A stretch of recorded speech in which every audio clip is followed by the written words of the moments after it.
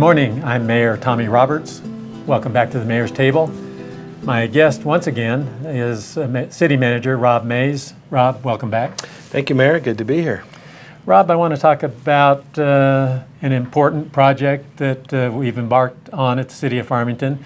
Recently commissioned an energy efficiency audit by an outside consultant, and that audit's been completed.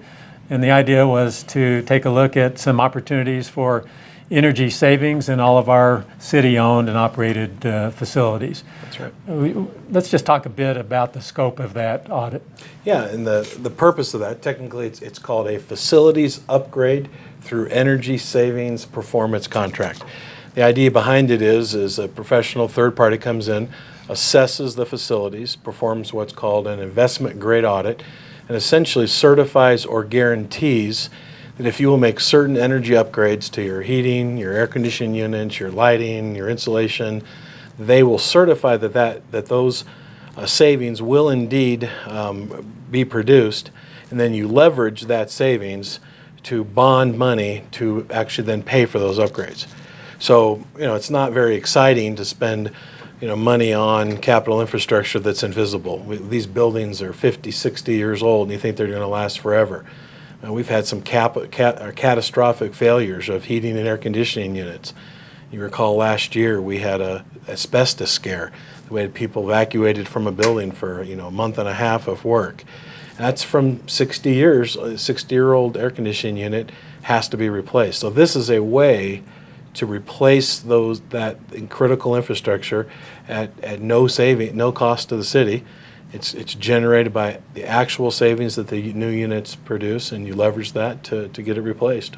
The audit identified some significant areas where some savings can be achieved, and the City Council has been presented those findings, and so we have that information. But I'd like for you to talk with the viewers this morning about some of those numbers.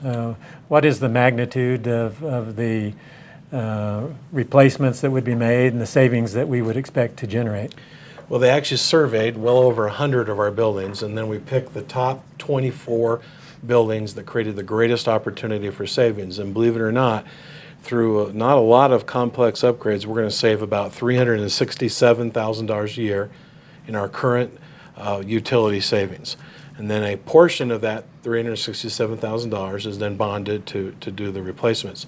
We actually will net save between $60,000 and $100,000 a year of actual savings that we'll realize in cash flow to the general fund, and the other balance, about $260,000 to $300,000 of it, will be bonded to make the replacements of the various energy efficiency upgrades. For example, we're going to be touching about 24 buildings.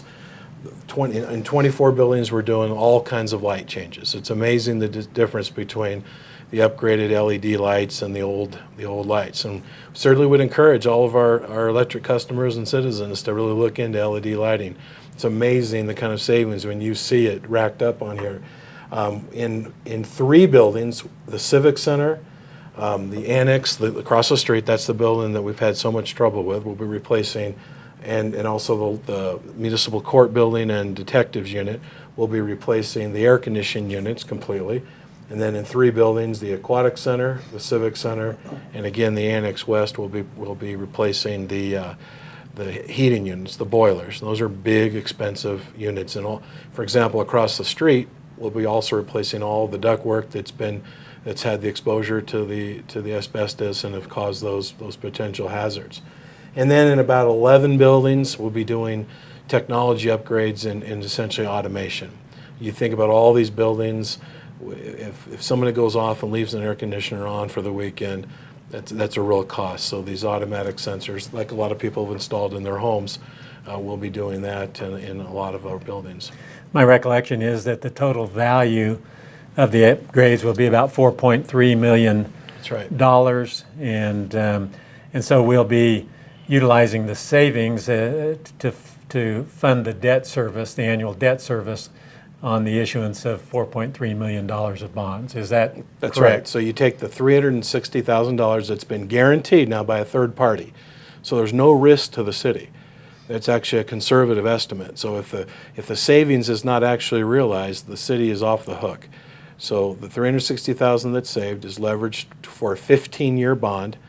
We'll be bonding about between $260,000 and $300,000 of that for a 15-year bond.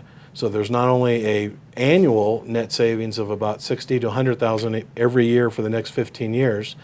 Then when the bond is paid off in 15 years, much of this equipment, particularly the large expensive boilers and air conditioning, they still have a 5 to 10 year life after that.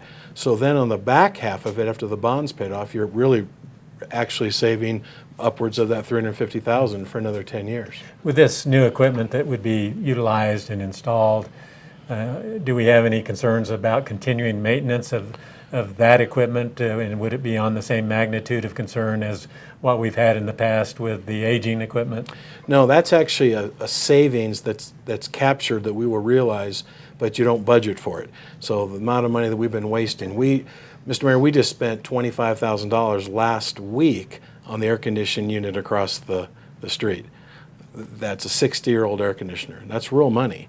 So this is going to be new equipment. Certainly it needs to be maintained and taken care of, but compared to the cost of keeping 60-year-old equipment running, obviously there's a significant savings there.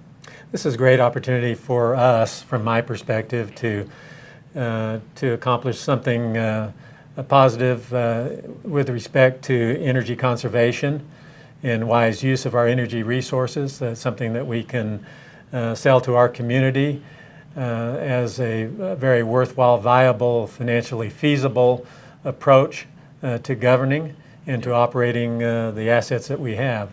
I assume that this is not a new mechanism for communities to move forward, to become more efficient with their energy use.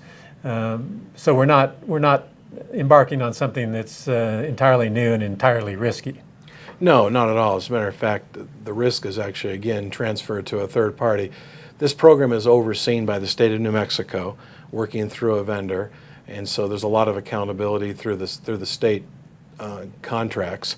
And other University of New Mexico has just completed a big project, Hobbs, Gallup, a number of school systems. This is being done all over the country because it's essentially free money in the sense that if you're currently wasting money by overpaying for utilities, you can take that wasted money and convert it and leverage it into upgrading your equipment. So it's a win all the way around. Yeah, and I think I want to reemphasize to our viewers that the pro forma economic analysis does reflect an ultimate net savings after incurring the upfront costs and after serving the debt.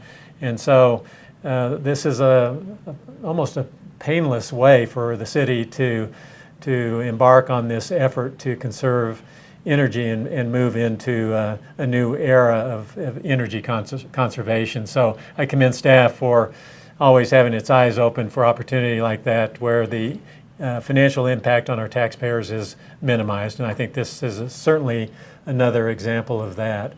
Rob, I appreciate your insight on this. Is there anything else you'd like to add? No, I don't think so. Thank you. Rob, I appreciate your presence again, your leadership for the City of Farmington. We hope that you have enjoyed this segment of the Mayor's Table, and we'll look forward to seeing you again next Monday.